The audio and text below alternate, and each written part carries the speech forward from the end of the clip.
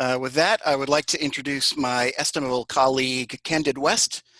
He's Acronis' Vice President for Cyber Protection Research, where he researches new threat trends and comprehensive protection methods. Previously, Candid worked for more than 16 years as the tech lead for Symantec's Global Security Response Team.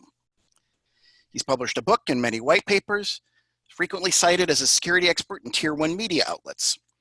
Candid's also a frequent speaker at security conferences like the RSA conference and Area 41. He also serves as an advisor to the Swiss federal government on cyber risks. I'm going to hand the baton over to you, Candid. Thank you, James, and welcome everyone from my side as well. So I'm definitely excited to talk about some of the tips, how you can work from home and still stay safe, right? Which, as we heard, is very important in those times at the moment. I mean, it's challenging times, and you might think, well, it's not really different, right? You had internet connection at home, you got your laptop, so what could possibly go wrong? But there are actually still a few fundamental differences between working in the office and working at home. And Sergey already discussed a few of those. So most companies cannot really afford to have a laptop for everyone, or they might just not have enough at stock at the moment. So we see that very often now, people are using private laptops, which are not managed by IT. So the first question to ask yourself is, what actually happens if one of those devices breaks? Can you just go and buy a new one? Because in current situation, the supply actually is delayed. So you might have to wait for it, and a discussion who's gonna pay for it, right? And at the office, you got hopefully an IT department managing your machines. So they will install the software, making sure that you're on the newest version, everything is patched.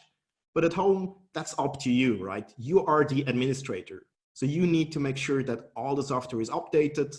And then the question arises, do your kids actually use the same machine in the evening to do their homework?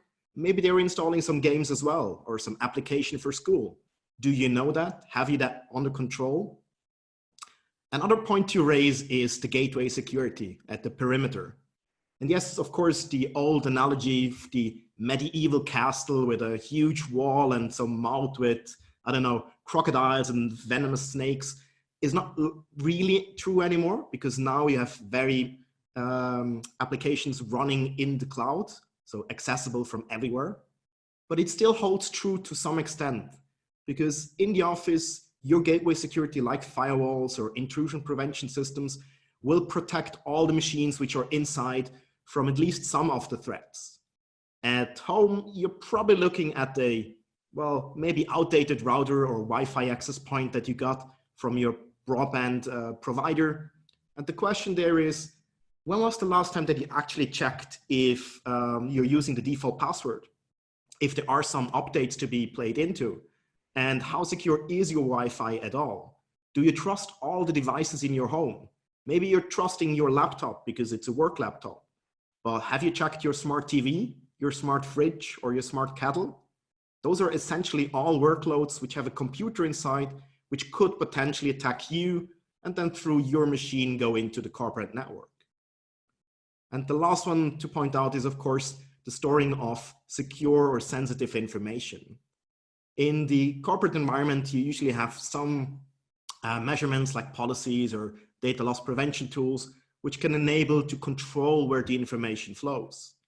At home, you might download all the information and put it on a USB stick that you then forget, or you have it on your machine, but it's not really encrypted. So next time you actually take the laptop into the train and you forget it because of social distancing, you might lose all this information and make it available for everyone else, right?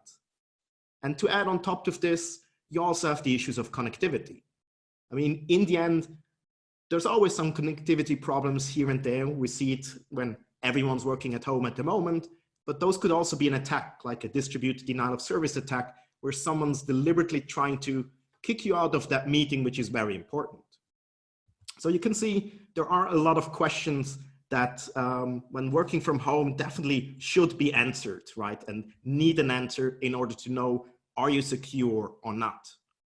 So the question you could pose is the danger real? And do we actually see any of those attacks happening? And we already discussed a few of those, but if you look at the news outlet, there has been a huge spike because, of course, cyber criminals, they love pandemics. They love the COVID-19 crisis because they can play on the fear of the people. Now everyone is seeking information. So they want to learn about new things. And if they receive an email, which supposedly is coming from the World Health Organization or the CDC, and telling you, hey, here are some new stats for your country or the city you live in, you might be inclined to actually click on it, right? Or you might receive an email saying, hey, there's some new face masks available just next to you, and we have instant delivery, just come to this web shop. And that might be something you actually want to click on, even though you don't know the shop. Or as a last example, we have seen some emails floating around, supposedly coming from an airline telling you, here's the refund for the ticket for your next vacation that you booked, which unfortunately you will no longer be able to take. But of course, all of these examples are scams. You will end up on some fake website, some fake shop, which try to just steal your credentials like the password or your payment card details, or they might even try to install some malware like ransomware. And we actually seen in our Cyber Protection Operations Center, the CPOC, an increase of ransomware detections. At the end of February, we saw an increase of 7%, followed by another 10% increase in the first week of March. And this kind of highlights that the attackers, they don't shy away of attacking even now in those critical times. And the Interpol just recently released a warning that we see more and more attacks against health organizations, hospitals, medical workers. And unfortunately, we can confirm this. One of the reasons is those people are, of course, under a lot of stress at the moment. So if you are a doctor working 30 hours straight and you receive an email, you might just accidentally click on the attachment because you're just not in your normal health state, right? On the other hand, if a ransomware attack actually managed to bring down a hospital, that will be very crucial, right? Because that means people might die. So hospitals, they cannot allow to be down for 2 or 3 days, maybe negotiate and see if their business plan actually works out, if they have a backup, if they can do disaster recovery. They need access to the information as soon as possible, which means they might be more inclined to pay for it. And unfortunately, we have seen many attackers at the moment earning millions just by exploiting this situation. And last but not least, we probably should also talk about Zoom, Skype, WebEx, and all those video conferencing systems which are heavily used at the moment. And Sergey already mentioned that we have seen that besides the usual privacy issues, which are of course concerning as well, there have been some exploits. For example, in Zoom, if you receive a link in the chat, this can lead to your password of the Windows computer being leaked to the attacker, and then they might be able to take over your account or your machine. Whereas on the other hand, for Macintosh, we have seen some attacks where they actually were able to remotely control your microphone and your webcam, which of course is something you don't really want to have as well. And we could probably go on for hours with more and more, but I wanted to give you 15 actionable tips on what you can do at home to be more protected. So what you should do is check your Wi-Fi router at home. Make sure that you have changed your default password. Maybe check if there's some firmware update and if you can do some configuration as well. And while you're at it, maybe change the Wi-Fi password as well, unless you really want to provide free Wi-Fi for all your neighbors as well. Ensure that all your connection you're doing to the office or to cloud services are secure. Usually that's done through a virtual private network, through a VPN. And of course, lock your PC once you finish the work and once you do no longer require it. And I know this might sound silly or even paranoid, specifically if you're home alone like me at the moment, but it's about getting into the right mindset. If you do it at the moment, then you actually will do it as well in those situations where it's critical, where otherwise you're just gonna forget about it because never trained for it in the right mind. And to help you with this, of course, the Acronis Cyber Protect solution can help you to ensure that you have secure connections. And in addition to that, we can also help with protecting against sophisticated malware threats like ransomware. So there's a full security software built in, which can protect you with artificial intelligence and behavior-based detection against all those threats which are currently knocking at your PC and workloads. It will also automatically check for any vulnerable software that you might have installed and give you an ability to patch those to the newest level, which will remove any of those vulnerabilities that could be exploited. And it can also be expanded to all the other machines inside your environment to ensure that none of those machines will use your laptop as a pivoting or stepping stone into the corporate network. And again, of course, Acronis Cyber Protect solution can help you with all of those points. The next point you should definitely address are, of course, passwords. And that's not just because of the pandemic, it has been before as well. Use strong passwords and use unique passwords for all the different accounts. So one password for each account. If you can't remember all of those, and I can't remember thousands of passwords, use a password manager to help you with this. And wherever possible, use two-factor authentication. So those are those passwords or tokens that you receive by text message or mobile phone apps, which change a token every 30 seconds. And those can be used to make it harder for an attacker. If they successfully use the phishing email to actually get your password, they might not be able to use it further because the two-factor authentication is out of their hand. So of course, Acronis Cyber Protect can help you by blocking you from going to those phishing websites in the first place, preventing you from entering any of your passwords or credit cards to any of those malicious websites. We already talked about protecting Zoom, WebEx, Skype, and so on. So make sure that you check out the configuration, that you actually set a password for all the internal meetings, that you make sure that only you can share information and not anyone can join in, because otherwise it might not be secure. And this might sound a bit strange because we're currently hosting it in a Zoom meeting here, right? This whole conference, but you can actually configure it that there is not a chance of someone else Zoom bombing and pretending to be you and maybe showing something that you do not want to. Also make sure that you're not mixing your work with actually your kids working on the same account. So use different accounts or even different workloads if possible. And please do not overshare data on social media. Yes, I know it's funny if you can have a video of your colleague's cat jumping into the meeting camera and kind of doing something funny and kind of embarrassing everyone.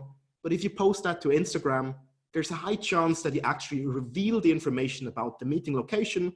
And maybe next day, it's more than just a cat invading your meeting. And that's definitely something that you do not want to have for good productivity.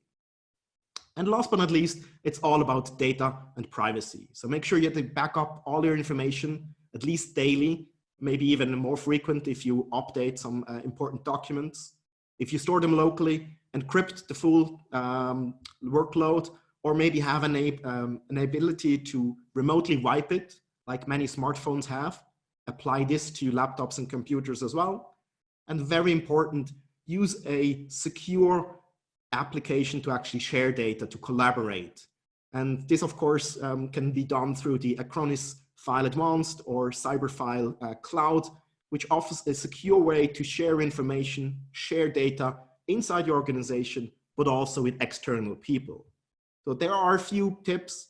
If you are more on the business side, as in inside an organization, then of course you should also make sure that you have a minimal security policy for all the laptops and workloads connecting to your infrastructure. So make sure they have a security software. Make sure that you check that before they actually connect with the VPN or put them in a separated network. Minimize the timeouts, for example, on VPN, because a lot of people forget to log out in the evening. So the whole connection will stay online during the night. And that's just using up your bandwidth and probably your licenses as well. And as I mentioned, give your employee a possibility to work safely. So make sure that you actually have a sanctioned central application for sharing all those files. Otherwise, they just will start using maybe Google Cloud or Dropbox, because if you're not offering them something, they will come up with a solution that works for them. So as we demonstrated, it's more than just backup or more than just antivirus that you need. And Sergey already mentioned we follow the SAPAS approach, where we go over safety, accessibility, privacy, authenticity, and security. And this is, of course, mission critical when you work from home. If you cannot access your data or if it's not available, you will not be able to work. If your data might be shared with someone else or might have been tampered by someone, well, you might still be able to work, but you might not have a job tomorrow because that's a definitely big data breach. And if you have some virus or ransomware on your machine, that's not going to help either with productivity. So in addition to the points that are already raised, I wanted to give a few additional features that the Acronis Cyber Protect solution actually offers to help you with the work from home. I'm just going to pick a few and not going to read all of you, but maybe the remote desktop access is something interesting for Windows and for Mac users, for administrators, but also for end users at home. So if you have forgotten something on the machine which is at the office, you can simply use this to remotely connect to the machine and collect the files or do some work without the need of a VPN or some additional software being installed. On the other hand, we also provide a VPN with the disaster recovery option. So there is the opportunity to connect to those internal machines if needed. And of course, if you cannot handle them yourself, then, well, we can offer consulting services which help you to demonstrate what you should do. And again, if you want to know more, please reach out to us and we're happy to tell you more about it. So as you can see, there are definitely quite a few digital risks linked to the COVID-19 pandemic, but with partners like Acronis, you can definitely efficiently protect yourself at home and stay cyber fit. And with this, back to you, James.